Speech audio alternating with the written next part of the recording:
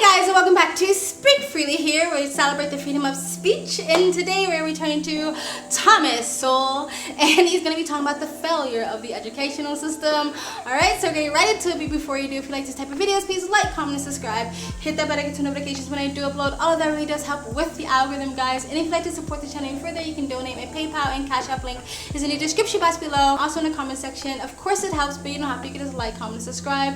And all the links to your alternative platforms, my socials, and all the ways to support me or contact me for business is always in the links down below. Other than that, sit back, relax, and enjoy the video. Alright, here we go. A woman with a petition went among the crowds attending a state fair, asking people to sign her petition demanding the banning of dihydrogen monoxide. She said it was in our lakes and streams, and now it was in our sweat and urine and tears. She collected hundreds of signatures to ban dihydrogen monoxide, a fancy chemical name for water.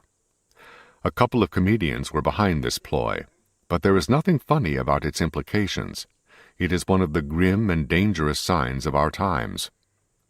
This little episode revealed how conditioned we have become, responding like Pavlov's dog when we hear a certain sound, in this case, the sound of some politically correct crusade. People are all born ignorant, but they are not born stupid.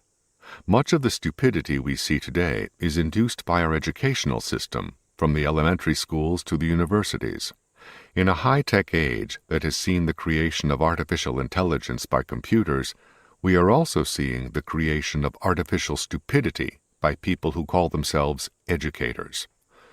Educational institutions created to pass on to the next generation the knowledge, experience, and culture of the generations that went before them have instead been turned into indoctrination centers to promote whatever notions, fashions, or ideologies happen to be in vogue among today's intelligentsia. Many conservatives have protested against the specifics of the things with which students are being indoctrinated, but that is not where the most lasting harm is done. Many, if not most, of the leading conservatives of our times were on the left in their youth. These have included Milton Friedman, Ronald Reagan, and the whole neoconservative movement. The experiences of life can help people outgrow whatever they were indoctrinated with. What may persist, however, is the lazy habit of hearing one side of an issue and being galvanized into action without hearing the other side, and more fundamentally, not having developed any mental skills that would enable you to systematically test one set of beliefs against another. Stopping it there. Okay, I totally agree with him. Educational system has been common indoctrination camp, but I always feel like they were slightly indoctrinating always. I feel like before this sort of progressive woke ideology stupidity has seeped into the educational system, it was more like creating worker bee drones, right? Like the conspiracy of like the school system, especially like elementary throughout high school, was to create worker bees, to teach and train the citizens how to sit still, how to pay attention, how to follow orders, how to be away from your home for a certain amount of hours. It was to create worker bees, and even though that didn't really work out for some people, the countercultures, but for the most part it was for the country to progress and for the economy to move forward. You can say maybe sneakily just also to make other people richer, but I think before it was to create worker bee drones. Now it was to create these radical sort of wokeist, Marxist, communist, socialist activists to try to basically destroy down the American system as it is now today. And I also agree with him that yeah, a lot of people will grow out of this at some point because they grow up, they get in relationships, they develop responsibilities and mortgages. Some of them have children, and some of them may or may not grow out of this sort of idiocracy ideology, right? That's why I always say, like, I don't think it's a good idea for parents, and I'm not a parent, you can at me, but I don't think it's a good idea for parents to constantly tell their kids like they have to go right from high school to university, because I think it's better for them to gain some life experiences and some self-identification or who they are as self before they go into university just to be further indoctrinated. Let them go have lived experiences, let them get a job, entrepreneurs, trades, travel, anything else besides going straight to university, so they have a better sense of self before they go further into a indoctrination camp, right? However, I agree with him that just because you might grow out of it doesn't mean you've developed the skills to think for yourself. And that's why I think this idiocracy of the lack of critical thinking can be on both sides, right? You go from being an extremist from the left, and you can go from there and being an extremist on the right, a fanatical when it comes to liberalism, progressivism. You can become a fanatical when it comes to conservative or Republican or the far right or whatever, right? That's why I never really jives too much with the walk away movement, because I might have missed it, but I didn't like the idea of people saying, hey, walk away from the left, don't blindly follow them any longer, but jump on this bandwagon of the conservatives instead of just blindly follow us. I felt like the walk away movement should have been more of, hey, stop what you're doing and become a critical thinker. Really analyze and question yourself, why do you believe what you believe? And if those things don't fit your standards or your principles anymore, then maybe look over here and maybe we have something for you. But this idea of stop blindly following them and just blindly follow another, I feel like it's really toxic. And you find this in like so many different communities, whether it's left or right. You find this, of course, in the woke community, but you also find this in stuff like the red pill community or the manosphere. Like if you go in comment sections of any video, you can tell who's a part of it because they just regurgitate and repeat the same thing over and over again. It just becomes another cult. So for me, it's more like learn how to critically think for yourself first. And this is why I don't really adapt political labels or labels at all, because eventually they all become mindless cults. You know what I mean? Like become an individualist, stand on your own instead of just jumping from one tribe to the next, grifting from one side to the other. Anyway, let's continue. It was once the proud declaration of many educators that we are here to teach you how to think, not what to think.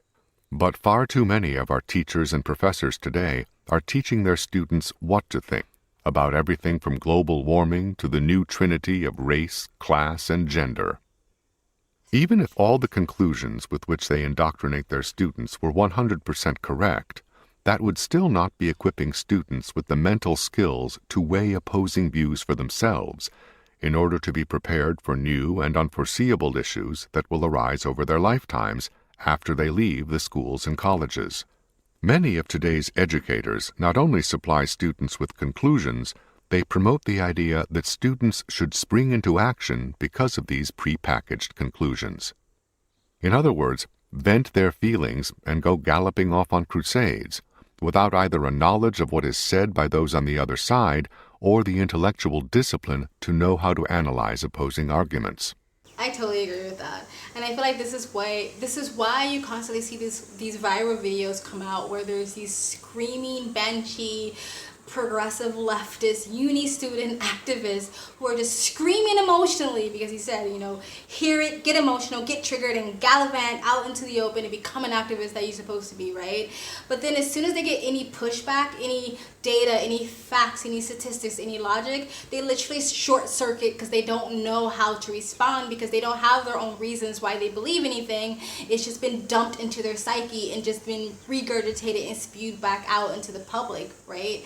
They can't come up with their own reasons, they can't come up with their own logic, they can't come up with anything because they haven't been given the tools to become critical thinkers. I had like a conversation with someone online when it came to the parental control bill that the left has deemed the Don't Say Gay bill, of why I think it's not okay for like a 6-year-old. A 6-year-old doesn't need to know about gender expression and sexuality and all these things about race or anything. And someone literally said, no, they should know about this because they need to become activists at 6 years old.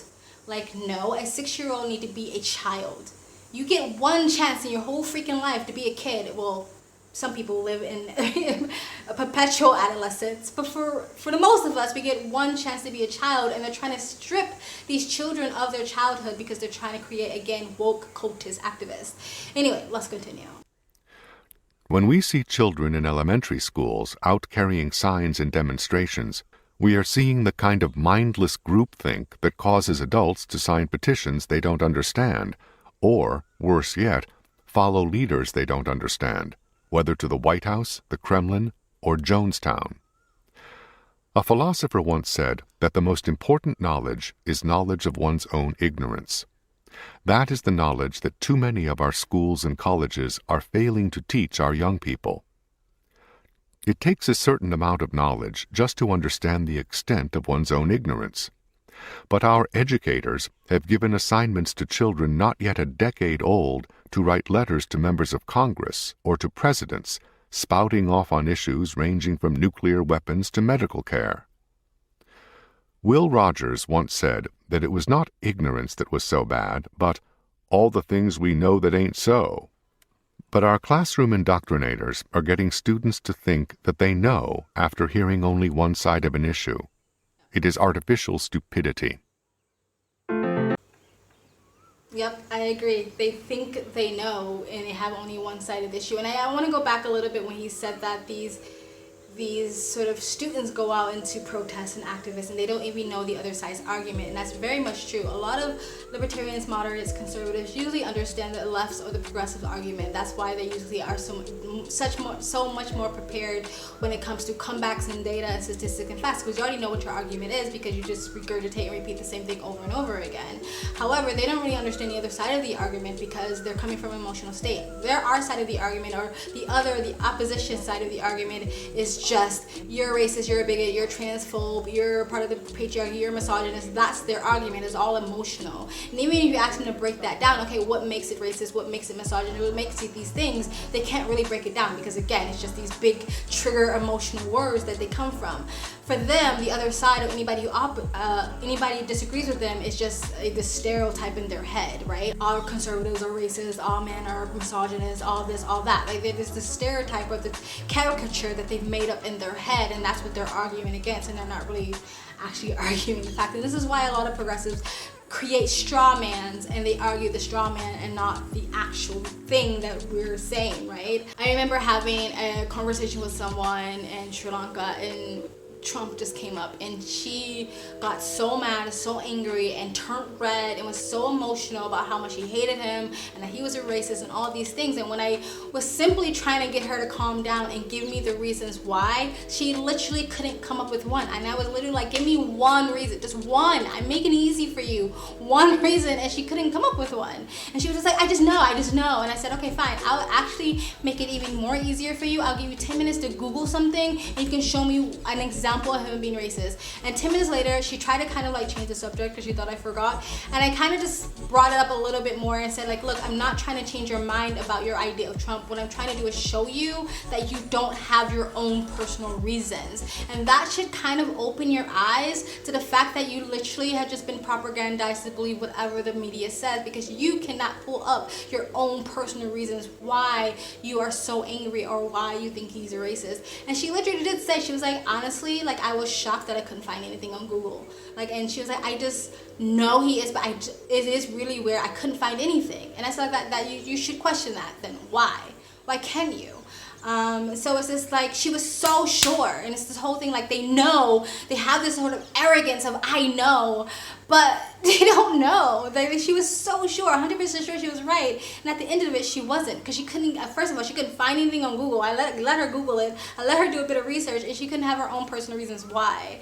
And this is the most frustrating thing is like, again, they can't even own their own ignorance. Like, if I don't know something, I will just say I don't know. I don't understand why anybody has a problem with saying I don't know, I'm ignorant about that, I have no idea. Because most of us are ignorant about a slew of freaking things. Because most of us has a finite time on this planet. We have a finite amount of information and a finite amount of lived experiences. So a lot of us are ignorant about a lot of things. So why can't people just say I don't know? But it feels like the left is so like gang-ho of knowing that their pride is like allowing them to basically look like idiots, because like you're not arguing the facts, you're just arguing from emotion. It's obviously that you don't know what you're talking about, and it's obviously that you're just regurgitating, repeating whatever was told to you.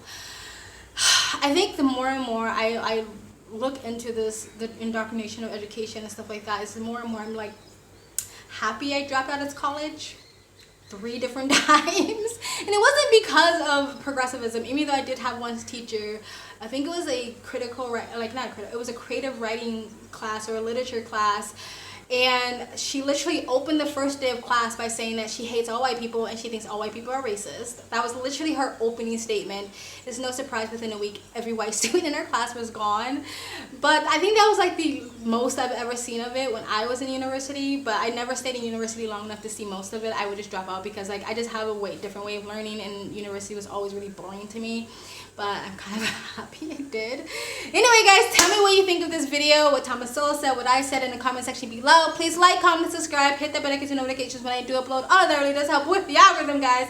And if you'd like to support this channel any further, you can donate. My PayPal me link is in the description box below and also in the comment section. Of course, it helps, but you don't have to. You can just like, comment, subscribe. I also have a second travel vlog channel. I travel as a lifestyle. I live abroad. If you'd like to know where I am in the world, you can go to the description box below and also in the comment section. Hit the link. Go subscribe to my travel vlog channel, and or follow me on my travel Instagram. My stories is usually what's most up to date. I also have my first reaction channel. If you want to go if you want to go subscribe to that. A little bit more light subjects, some music, but also some good in-depth commentary. The link's down below. Other than that, you guys have an amazing day. Bye.